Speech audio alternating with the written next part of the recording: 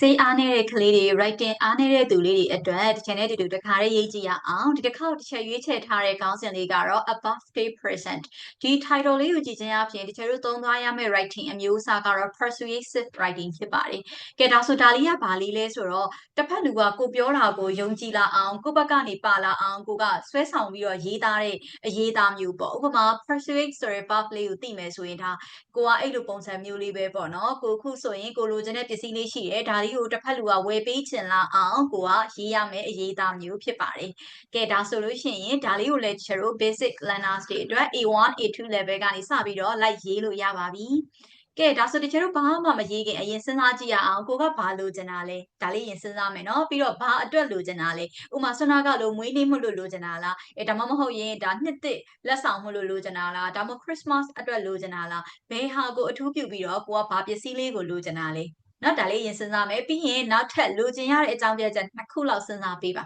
ါနော်ကိုကစဉ်းစားတာလေးကိုတော့ကိုပိုင်စိတ်ကူးလေးနဲ့စဉ်းစားမယ်ဒီစဉ်းစားထားတဲ့အရာလေးတွေကိုဝက်ကြဖြစ်သွားအောင်ရေးတာကတော့ဒီ channel တူတူလိုက်ပြီးတော့ရေးကြည့်မယ်နော်ကဲဒါဆိုတချို့တို့ sentence 1ကနေစကြည့်ရအောင်ဒီဗီဒီယိုပိုင်းလေးထဲမှာတော့တချို့ sentence structure လေးအရင်ပြပြသွားမယ်နောက်ထပ်ဗီဒီယို part 2လေးမှာတော့ဒါတွေကိုပေါင်းပြီးတော့ paragraph ဖြစ်အောင်ဘယ်လိုရေးမလဲဆိုတာကိုဆက်သွားမယ်ကဲအရင်ဆုံးလေးကိုကဘာလိုချင်တာလဲပေါ့ဥပမာတစ်ချက်ဆိုရင်တော့ laptop အသစ်တစ်လုံးလိုချင်တယ် I want a new laptop for my birthday ကိုရဲ့ birthday အတွက်ကိုဒီ laptop အသစ်တစ်လုံးလိုချင်တယ်တကယ်လို့ကိုကမွေးနေ့မဟုတ်ဘူးတကယ်လို့ New Year's Day အတွက်ဆိုလဲ New Year's Day အတွက်ကိုဒီဘာလိုချင်တယ်ဒါမျိုးလေးရေးကြည့်ပါ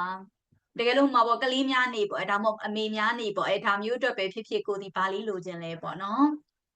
ကဲရေးပြီးသွားပြီဆိုရင် sentence 2ကိုသွားပါမယ်ဒီတစ်ခေါက်မှာတော့အဲ့ဒီဟာလေးကဘယ်နေ့မှာလဲပေါ့နော် for example မွေးနေ့လေးကဒါမေလ12ရက်နေ့ May 12မှာဆိုလဲဒါ May 12ပေါ့နော်တချို့ဒါအခုက date ကလေးဖြစ်တဲ့အတွက်ကြောင့် preposition ကိုတော့ on သုံးပေးရမှာဖြစ်ပါတယ်တကယ်လို့စနာကလို့ New Year's Day ဆိုလဲ New Year's Day ကဘယ်နေ့မှာဖြစ်ပါတယ်ကလေးများနေ့ဆိုလဲကလေးများနေ့ Children Day ကဘယ်နေ့မှာဖြစ်ပါတယ်ဒါမျိုးပေါ့နော်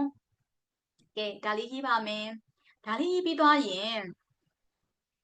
နောက်ထပ် sentence တွေတခုအနေနဲ့ကိုကပေါ့နော်ကိုခုလက်ရှိဒီပစ္စည်းလေးရှိတယ်လိုချင်တယ်ပေါ့နော်ဆိုတော့ကို့မှာလည်းဒါနဲ့ခက်ဆင်ဆင်ရှိထားပြီးသားဆိုရင်တစ်ဖက်လူကမဝယ်ပေးချင်မှာဆိုလို့ကိုကဒါလေးကိုနှိုင်းရှင်ပြီးတော့ရေးကြည့်ရဒါဆို item လေးနှစ်ခုပေါ့ item 1ရဲ့2ရဲ့ကိုတချို့တို့ item 1လေးကိုဆွဲထုတ်မယ်သူ့ရဲ့နောက်ဖက်မှာ verb to be လေးရဲ့ပြီးတချို့တို့ရဲ့ comparative adjective နှစ်ခုကိုနှိုင်းရှင်မှာမဟုတ်လို့ပြီးရင် THAN တန်းလေးရဲ့အရင်ကို့မှာရှိနှစ်ပြီးသားပစ္စည်း item 2လေးရဲ့ for example the laptop is much better than my desktop computer ဒါဆိုရင်တခြားတော့ laptop တော့လိုချင်တယ်ဒါပေမဲ့တစ်ချက်စီမှာ computer ကတော့ရှိပြီးသားဖြစ်တဲ့အတွက်ကြောင့်မလို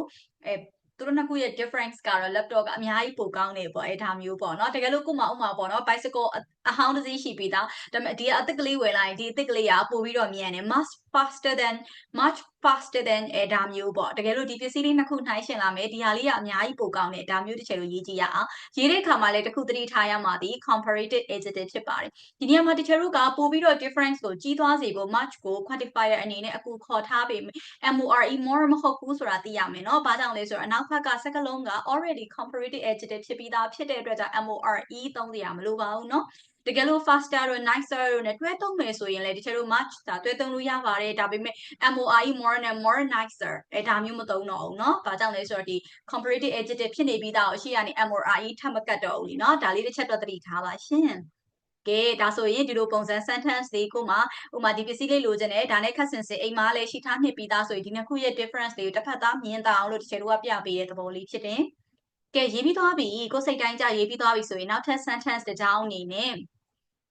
ဘသူ့ကိုဝယ်စေချင်တာလဲနော်ဘသူကဝယ်ပေးရမှာလဲဒါမျိုး for example I want my parents to buy me a new laptop I want ငါလိုချင်ပါတယ် my parents ကျွန်တော်မိဘတွေကိုဖြစ်စေချင်တယ် to buy ဝယ်ပေးစေချင်တယ် me ငါကို a new laptop တစ်လုံးဝယ်ပေးစေချင်တယ်တကယ်လို့ကိုယ့်ရဲ့မမကိုဒါစပိန်တစ်စီးဝယ်ပေးစေချင်တယ်ဒါမျိုးပေါ့ဒါဆိုလဲ I want my sister to buy me a new bicycle ဒါမျိုးလေးရတာပဲเนาะဒါဆိုဒီလိုပုံစံမျိုး sentence လေးရေးကြည့်ပါရေးပြီးသွားပြီဆိုရင်နောက်ထပ် sentence တစ်ကြောင်းအနေနဲ့တချို့တွေဒီဆိုဘာဖြစ်လို့ဒီပစ္စည်းလေးကဘယ်လိုမျိုးကြောင့်ကောင်းတာလဲပေါ့နော်ဒါဆိုစွမ်းနာတော့ကလည်းဒီချက်ပထမဆုံးမှာလေသူ့ရဲ့ဒီကောင်းတဲ့အချက်ကလေးကိုစဉ်းစားခိုင်းလိုက်တယ်လေအဲ့ဒါလေးကိုအခုပြန်သုံးပါမယ်ရှင် so the laptop that I want is very convenient အရန်ကိုလွယ်ကူအဆင်ပြေပါတယ်တကယ်လို့ကိုလိုချင်တဲ့ပစ္စည်းလေးကဥမာပေါ့အရန်ကိုဈေးနှုန်းတင့်တယ်နေဒါဆို the bicycle that I want is very reasonable very efficient very versatile ဒါကြတော့ versatile ကကြတော့တချို့ သူဆွဲဆုံးသုံးလို့ရတယ်ပေါ့နော်တမျိုးတည်းမဟုတ်ဘဲနဲ့ function အများကြီးပါတယ်အရင် wonderful ဖြစ်တယ်အရင် useful ဖြစ်တယ်ဒါတွေတချို့တို့သုံးလို့ရပါတယ်ဒီနေရာမှာ THED သက်ဒီ optional ဖြစ်ပါတယ်ထည့်ရေးလည်းရတယ်ဒါပေမဲ့တခြားတော့ personally ပို့ပြီးတော့ချောချောမွေ့မွေ့တွေဖြစ်သွားဖို့အတွက်တခြားဒါလေးကိုတော့ထည့်မရေးဘူးเนาะဒါပေမဲ့ထည့်ရေးလို့ရတယ်ကဲဒါဆိုနောက်တစ်ခုကြည့်ရအောင် sentence number 6အရာဒီပစ္စည်းလေးရဲ့နောက်ထပ်ကောင်းချက်တစ်ခုကဘာလဲပေါ့နော်ကောင်းကျိုးတစ်ခုက for example the laptop helped me share information study online and store a lot of documents ဆိုတော့ information တွေအချင်းချင်း share လို့ရတယ် online ကနေစာလုပ်လို့ရတယ်ပြီးတော့ documents တွေအများကြီးကို laptop မှာကျတော့ save ထားလို့ရတယ်အဲ့လိုပုံစံမျိုးလေးပေါ့ဒါဆိုကိုပစ္စည်းလေးရဲ့ကောင်းတဲ့အချက်ကရောဘာတွေရှိလဲပေါ့ဒါလေးကိုတစ်ချက်ကိုဒီမှာဥမာအဖြစ်ပေါ့နော်စပိန်လေးဆိုလဲ the bicycle helps me အဲနောက်ကနေထပ်ပြီးတော့ရေးသွားကြည့်ရအောင် surf the internet faster have more fun ဒါမှမဟုတ်လို့ရှိရင်လည်းကိုယ်ငွေတွေပို့ပြီးတော့ခြွေတာရရောက်တယ် save money ပို့ပြီးတော့မြန်မြန်သွားနိုင်တယ်ဒါမှမဟုတ်အိမ်လုပ်တွေများများပို့လုပ်နိုင်တယ်အဲဒီလိုပုံစံမျိုးလေးကိုလိုချင်တဲ့ပစ္စည်းလေးကကိုယ်ဘယ်လိုမျိုးလေးကူညီပေးနိုင်တယ်ဆိုတာတစ်ဖက်သားသိသွားအောင်လို့ကိုရေးကြည့်ရအောင်ရှင်Okay ကဲဒါဆိုရမယ်เนาะအခုတချို့တို့ကဒီ paragraph လေးကိုတိစောက်ဖို့အတွက်လိုအပ်တဲ့ sentence လေးတွေအရင်ထုတ်ပြီးလေ့ကျင့်ခဲ့တာဖြစ်ပါတယ်ဒါဆိုဗီဒီယိုလေးကိုခဏချင်းစီဖြတ်ပြီးတော့တချို့ကိုနားကြည့်ပြီးတော့ sentence လေးတွေကိုနောက်ကနေလိုက်ရေးပေးပါပြီးရင်နောက်ထပ်ဗီဒီယို part 2အနေနဲ့ဒီ sentence တွေကိုပါပေါင်းစုပြီးတော့တချို့တို့ paragraph လေးတစ်ခုဖန်တီးကြည့်ရအောင်ရှင်